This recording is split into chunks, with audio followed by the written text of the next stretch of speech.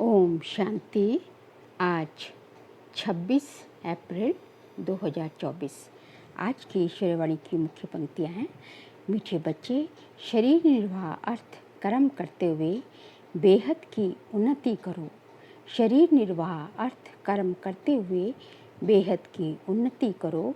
जितना अच्छी रीति बेहद की पढ़ाई पढ़ेंगे उतनी उन्नति होगी। प्रश्न है, तुम बच्चे जो बेहद की पढ़ाई पढ़ रहे हो, इसमें सबसे ऊंच डिफ़िकल्ट सब्जेक्ट कौन सी है? उत्तर है, इस पढ़ाई में सबसे ऊंची सब्जेक्ट है भाई भाई की दृष्टि पक्की करना। बाप ने ज्ञान का जो तीसरा नेत्र दिया है, उस नेत्र से आत्मा भाई भाई को देखो। जरा भी आंखें धोखा ना दे। किसी भी देहधारी के नाम रूप में बुद्धि ना जाए। बुद्धि में जरा भी विकारी छीछी संकल्प ना चले। ये है मेहनत। इस सब्जेक्ट में पास होने वाले विश्व का मालिक बन जाएंगे। ओम शांति। बेहद का बाप बेहद के बच्चों को समझाते हैं।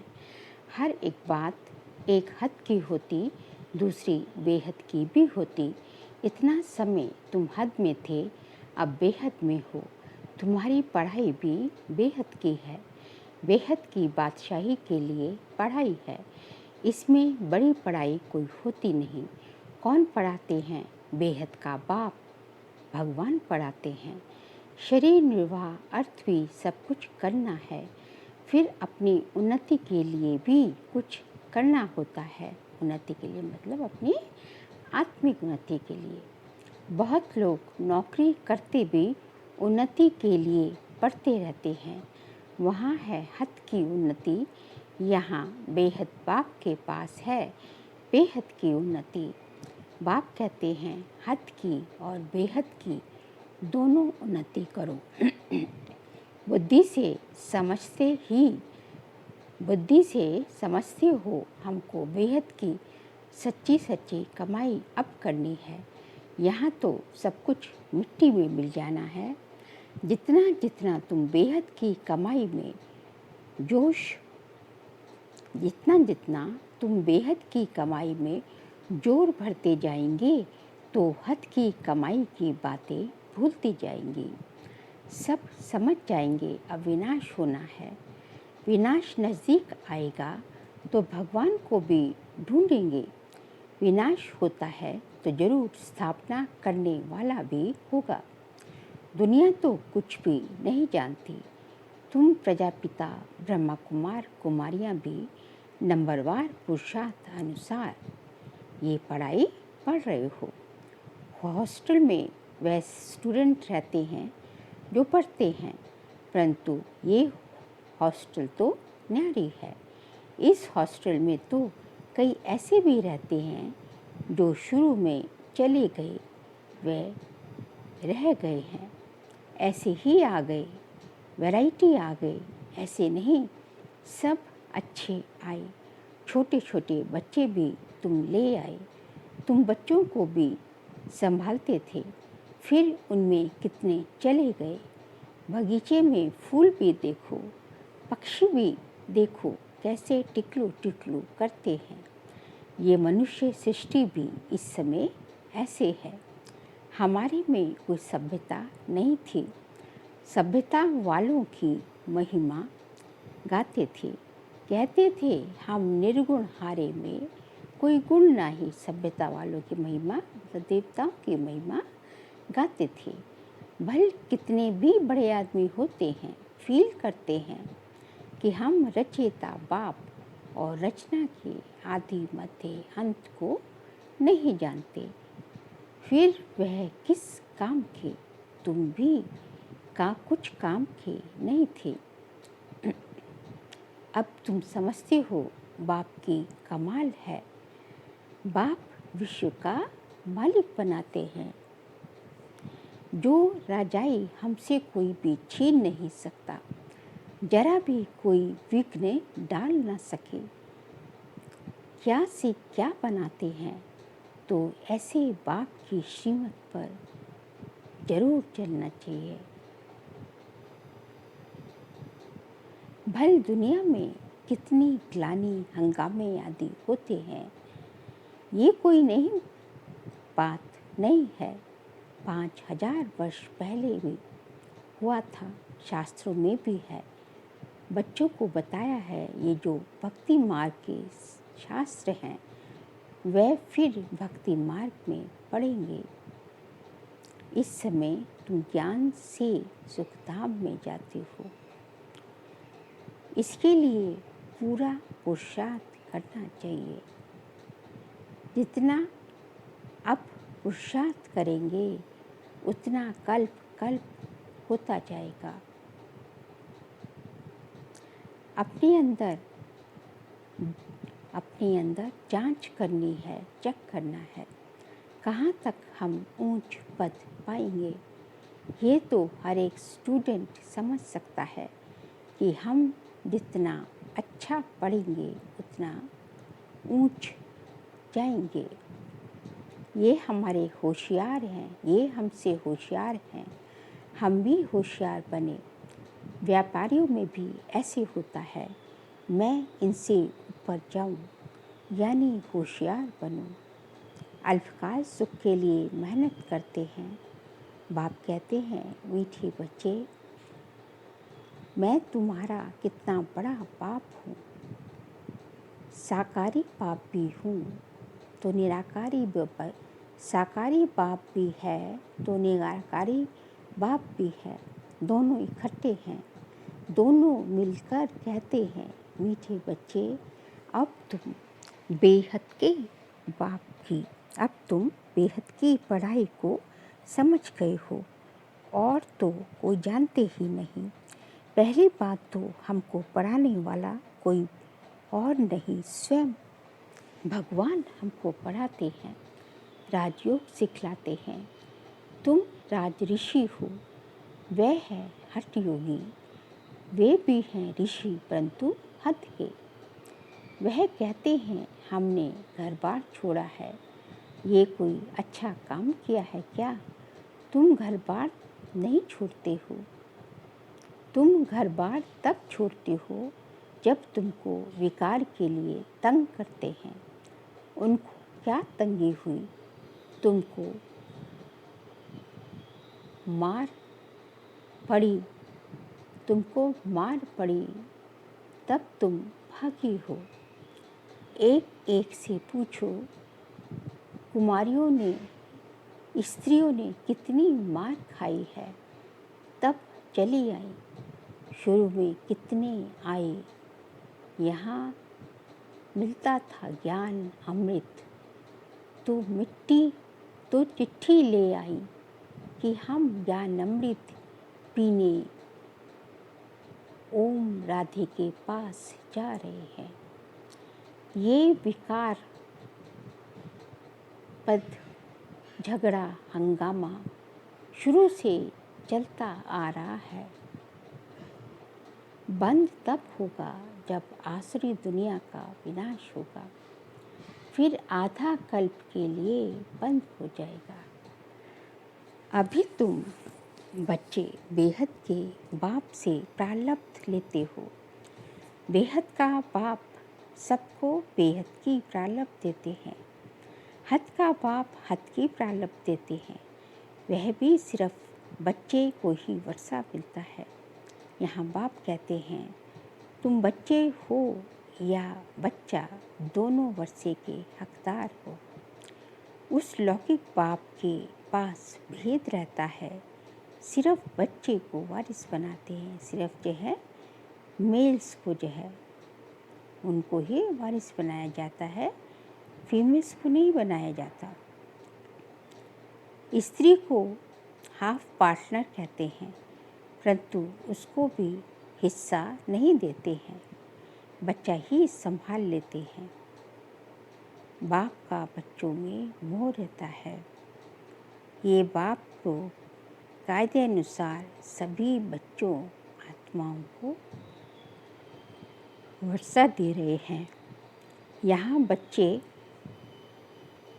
व बच्ची के भेद का मालूम ही नहीं। तुम कितने सुख का वर्षा बेहद के बाप से लेते हो, फिर भी पूरा पढ़ते नहीं, पढ़ाई को छोड़ देते हैं। बच्चियाँ लिखती हैं, बाबा फलाने ने ब्लड से लिख कर दिया है, अब नहीं आता है। ब्लड से भी लिखते हैं, बाबा आप प्यार करो व ठुकराओ, हम आपको कभी छोड़ेंगे नहीं। परंतु परवरिश लेकर फिर भी चले जाते हैं। बाबा ने समझाया है, ये सब ड्रामा है। कोई आश्चर्यवत भागंती होंगे, यहाँ बैठे हैं तो निश्चय है ऐसे बेहद की बात को हम कैसे छोड़ें। ये तो पढ़ाई भी है, गारंटी भी करते हैं हम साथ ले जाएंगे। सतयुग आदि में इतने सब मनुष्य नहीं थे, अभी संगम पर सभी मनुष्य हैं। सतयुग में बहुत थोड़े होंगे, इतने सब धर्म वाले कोई भी नहीं होगा। उसकी सारी तैयारी हो रही है। ये शरीर छोड़ शांति धाम चले जाएंगे। हिसाब किताब चुकतू कर जहाँ से आए हैं पाठ बजाने वहाँ चले जाएंगे। वह तो होता है 2 घंटे का नाटक, ये है बेहद का नाटक। तुम जानते हो 2 घंटे के नाटक, तुम जानते हो हम उस घर के रहवासी हैं और हैं भी एक बाप के बच्चे। रहने का स्थान है निर्वाण धाम, वाणी से परे, वहाँ आवाज़ होता नहीं। मनुष्य समझते हैं ब्रह्म में लीन हो जाते हैं। बाबा कहते हैं आत्मा अविनाशी है, उसका कोई विनाश कर ना सके। कितनी जीवात्माएं हैं, अविनाशी आत्मा जीव द्वारा पाठ बजाती है। सब आत्माएं ड्रामा के एक्टर्स हैं। रहने का स्थान ब्रह्मांड व घर है। आत्मा अंडे मिसल दिखाई पड़ती है। वहाँ ब्रह्मांड में उनके रहने का स्थान है। हर एक बात को अच्छी रीति समझना है। नहीं समझते हैं तो आगे चलकर आप ही समझ जाएंगे। तुम बच्चे जानते हो ये पुरानी दुनिया ख़त्म हो, नई दुनिया बननी है, स्थापन होनी है। बाप कहते हैं कल तुम विश्व के मालिक थे, अब फिर तुम विश्व के मालिक बनने आए हो। गीत भी है ना, बाबा हमको ऐसा मालिक बनाते हैं। जो कोई हमसे छीन नहीं सके। आकाश जमीन आदि पर हमारा अधिकार रहता है। इस दुनिया में देखो क्या क्या है, सब है मतलब के स्वार्थ के साथी। वहाँ तो ऐसे नहीं होता है। जैसे लौकिक बाप बच्चों को कहते हैं ये धन माल सब कुछ तुमको देकर जाते हैं, इनको अच्छी रीति संभालना। बेहद का बाप भी कहते हैं तुमको धन माल सब कुछ देते हैं। तुमने हमको बुलाया है पावन दुनिया में, ले चलो तो ज़रूर पावन बनाकर विश्व का मालिक बनाऊंगा। बाप कितनी युक्ति से समझाते हैं। इसका नाम ही है सहज ज्ञान और योग। सेकंड की बात है, सेकंड में मुक्ति जीवन मुक्ति। तुम अब कितना दूरदर्शी बुद्धि हो गए हो। यही चिंतन होता रहे कि हम बेहद के पाप द्वारा पढ़ रहे हैं। हम अपने लिए राज्य स्थापन कर रहे हैं, तो उसमें हम ऊंच पद क्यों ना पाएं, कम क्यों पाएं। राजधानी स्थापन होती है, उसमें भी मर्तबे होंगे ना, दास दासियाँ ढेर होंगी, वह भी बहुत सुख पाते हैं, साथ में महलों में रहेंगे, बच्चों आदि को संभालते होंगे। कितना सुखी होंगे। सिर्फ नाम है दास दासी, बाकी तो वहाँ तो दास दासी भी जो है हीरे जवाहरों के महलों में रहेंगे। जो राजा रानी खाती वही दास दासियाँ भी खाती हैं। प्रजा को तो नहीं मिलता है, दास दासियों का भी बहुत मान है, परंतु उसमें भी नंबरवार है। तुम बच्चे सारे विश्व के मालिक बनते हो। दास दासियाँ तो यहाँ भी राजाओं के पास होती हैं। प्रिंसेस की जब सभा लगती है, आपस में मिलते हैं तो फुल श्रृंगार किए हुए ताज आदि सहित होते हैं। फिर उसमें भी नंबरवार बड़ी शोभनीय सभा लगती है। उसमें रानियाँ नहीं बैठती हैं, वह पर्दे में रहती हैं। ये सब बातें पाप समझाते हैं। उनको तुम प्राण दाता भी कहते हो, जीव दान देने वाला।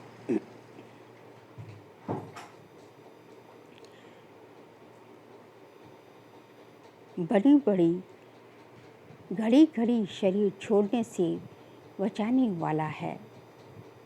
वहाँ मरने की चिंता नहीं होती।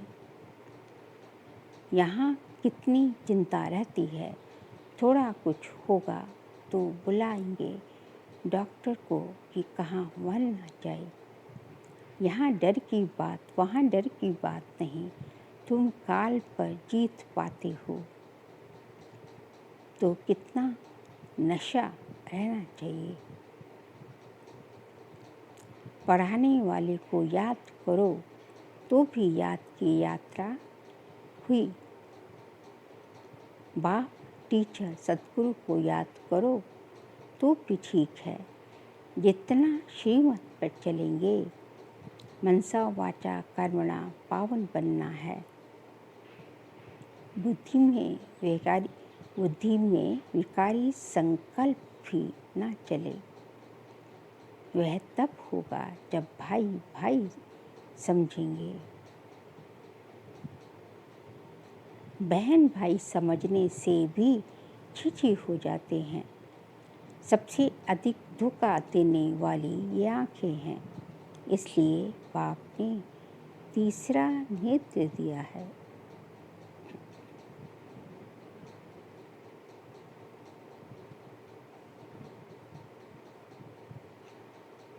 इसलिए बाप ने तीसरा नेत्र दिया है, तो अपने को आत्मा समझ भाई को देखो। इसको कहा जाता है ज्ञान का तीसरा नेत्र। बहन भाई भी फेल होते हैं तो दूसरी युक्ति निकाली जाती है। अपने को भाई भाई समझो। कड़ी मेहनत है, सब्जेक्ट बड़ी मेहनत है। सब्जेक्ट होती है ना, कोई बहुत डिफ़िकल्ट सब्जेक्ट होती है। ये पढ़ाई है, इसमें भी ऊंच सब्जेक्ट है। तुम किसी के भी नाम रूप में नहीं फंस सकते हो। बहुत बड़ा इम्तिहान है। विश्व का मालिक बनना है। मुख्य बात बाप कहते हैं भाई भाई समझो, तो बच्चों को इतना पुरुषार्थ करना चाहिए। परंतु चलते चलते कितने ट्रेटर भी बन पड़ते हैं। यहाँ भी ऐसा होता है। अच्छे अच्छे बच्चों को माया अपना बना लेती है। तब बाप कहते हैं ऊंची प्रगति भी दे देती है। डिवोर्स भी देते हैं। प्रगति बच्चे और बाप की होती है और डिवोर्स स्त्री और पति का होता है। बाप कहते हैं हमको दोनों मिलते हैं। अच्छी अच्छी बच्चियां भी डिवोर्स दे जाकर रावण की बन जाती हैं। वंडरफुल खेल है ना, माया क्या नहीं कर सकती। बाप कहते हैं माया बड़ी कड़ी है। गायन है ना, गज को ग्राहक ने खाया। बहुत गफलत कर बैठते हैं, बाप से बेअदबी करते हैं और माया कच्चा खा लेती है। माया ऐसी है जो कोई कोई को एकदम पकड़ लेती है।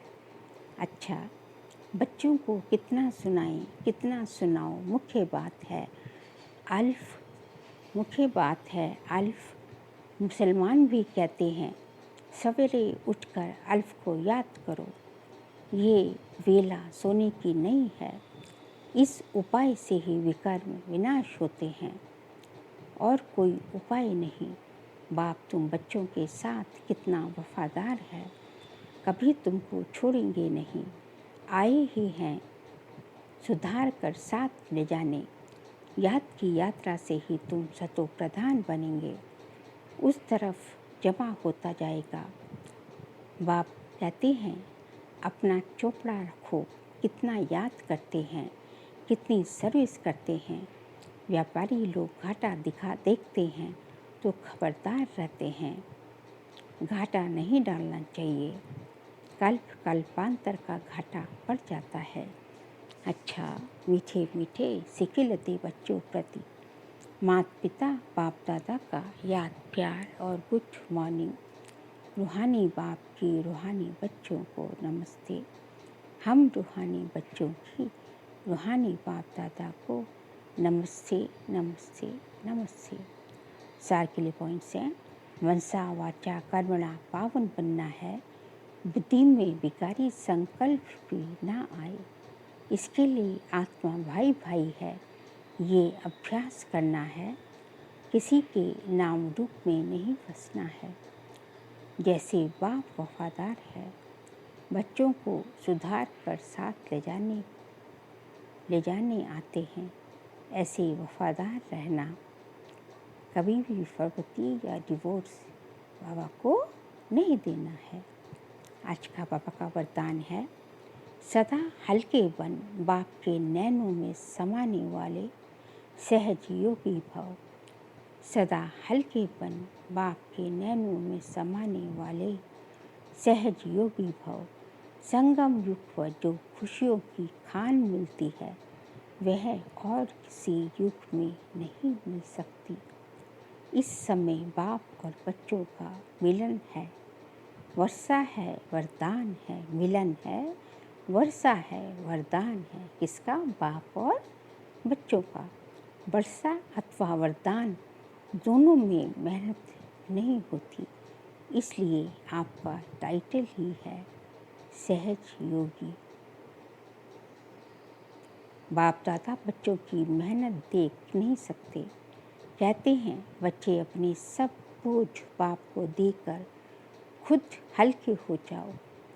इतने हल्के बनो जो बाप अपने नैनों पर बिठाकर साथ ले जाए।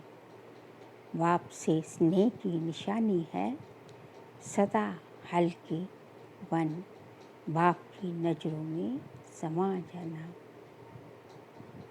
स्लोगन है जिंदगी नेगेटिव सोचने का रास्ता बंद कर दो तो सफलता स्वरूप बन जाएंगे।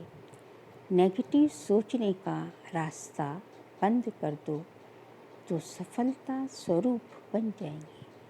बाबा कहते हैं यदि हम अपने साथ ये जो है प्रतिज्ञा कर ले कि हमें जो है व्यर्थ सोचने के लिए, नेगेटिव सोचने के लिए बिल्कुल टाइम ही नहीं है, बिल्कुल व्यर्थ का नेगेटिव का रास्ता ही बंद कर दें, तो बाबा कहते हैं तो आप सहज ही सफलता स्वरूप बनते जाएंगे। हर कार्य में आपकी सफलता होती जाएगी। अच्छा, ओम शांति।